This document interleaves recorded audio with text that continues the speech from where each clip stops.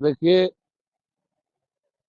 ये समाजवादी पार्टी के तत्वाधान में माननीय अखिलेश यादव जी, जो हमारे राष्ट्रीय अध्यक्ष है, कल के हिंदुस्तान के उम्मीद है, उनकी एक विशालतम सभा हुई।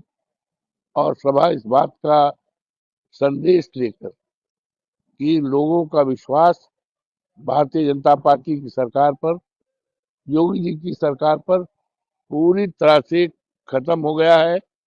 और अगर विश्वास बढ़ा है हिंदुस्तान में किसी नेता के प्रति, तो नेता का नाम है माननीय अखिलेश यादव जी, और पार्टी का नाम है वो समाजवादी पार्टी पीडीए।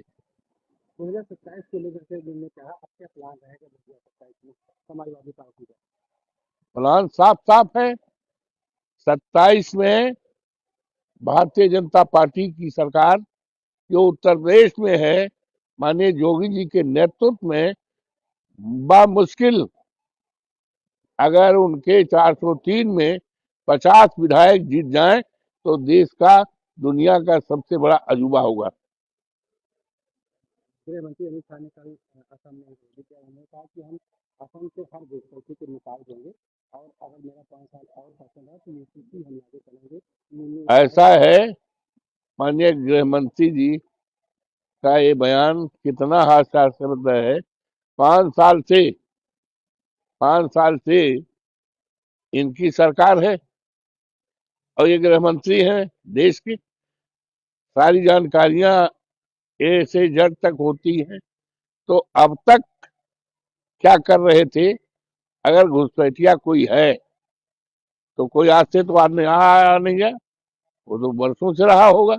और 5 साल से इनकी सरकार है, तो क्या सरकार सो रही थी क्या? क्या अब नींद खुली जब इनकी जवाई का बेला आ गया है, विदाई का समय आएगा तब? ये सब जनता अच्छी तरह जान रही है। कहा कि यूपीपी लागू हम करेंगे। ये 4 कुछ फरवरी नहीं, से रोक लगे। कुछ नहीं, ये तो बंगाल उंगाल में चुनाव हो रहा है और आदरणीय ममता जी बड़े वोटों से जीत रही हैं। यही का सब इधर उधर बात कर रहे राज्यसभा चुनाव जीतने के बाद आज नीतीश कुमार विधान परिषद सदस्य इस्तीफा देंगे, जिसको लेकर के तेजस्वी यादव ने सरकार को घेरा। हैं। ऐसा है, नीतीश जी बहुत दुखित हैं। उनकी इच्छा नहीं थी मुख्यमंत्री बनने की, के बाद उनकी इच्छा कुर्सी छोड़नी नहीं थी। और ये तो हम लोग पहले ही कहते थे, हमारे नेता माननीय अखिलेश जी बराबर कहते थे कि नीतीश जी के साथ धोखा हो रहा, धोखा हो रहा। तो धोखा हो गया।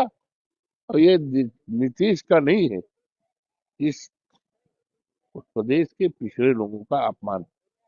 केरल में प्रधानमंत्री नरेंद्र मोदी की एक सभा थी। उन्होंने कहा कि जिस प्रकार कांग्रेस देश को भटका रही है गैस और इसको लेकर किल्लत को लेकर, तो सबको एकजुट होना चाहिए, इसको लेकर कहते हैं। ऐसा है, ये हमारे देश का गौरवशाली इतिहास रहा है।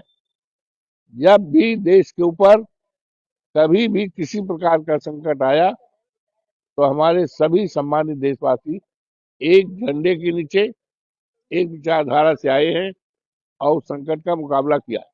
आज मोदी जी की सरकार भ्रम फैला रही कि रसोई गैस की कम किल्लत नहीं है, पेट्रोल की कमी नहीं है। आखिर भाई, अगर किल्लत और परेशानी नहीं है तो बड़ी बड़ी लाइनें क्यों लग रही? गैस एजेंसी जहां है वहां पुलिस का पहरा क्यों लग रहा? लाठी चार्ज क्यों हुई वहां गोंडा में, बलरामपुर में लाठी चार्ज हुआ है? लाठी चार्ज क्यों हो रहा है? लोगों के सामने परेशानियां बढ़ी हैं। छोटे छोटे होटल, गरीबों के जो चाट वाट बनाकर, पकौड़ी बनाकर बाल बच्चों को हम लोग खिलाते पिलाते थे, सब बंद हो गए। तो ये क्राइसिस है। इस क्राइसिस को उनको छिपाना नहीं चाहिए और उनकी गलत नीति है। उन्होंने अमेरिका के सामने जो अपना आत्मसमर्पण किया, हमारे देश की जो विदेश नीति बिल्कुल फेल हो है, और वो विदेश नीति पर कब्जा हो गया है अमेरिका का, ट्रंप का। जब से ट्रम्प के कहने सुनने पा रहे हैं, जब से ट्रम्प का हमारे देश पे हस्तक्षेप हो रहा है, तब से हमारे देश में परेशानियां दुश्वारियां बढ़ रही, महंगाई बढ़ रही, परेशानी बढ़ रही। इससे निजात पाने के लिए सीधा रास्ता है, हम अपनी विदेश नीति को ठीक करें और ट्रम्प को आगाह करें कि हमारे देश की अर्थनीति पर, हमारे देश की संप्रभुता पर किसी प्रकार का हस्तक्षेप न करें। आखिरी सवाल है, ओम प्रकाश राजभर ने अखिलेश यादव को कहा कि ये धरातल के नहीं विरासत के नेता है। उसकी क्या हैसियत है यार, क्या ये भी लोग स्टैंडर्ड बात है। उनकी हैसियत है ओम प्रकाश की राजभर की, उनका जहाँ वही नहीं उसकी कीमत है, उसमें हमें कोई बात नहीं।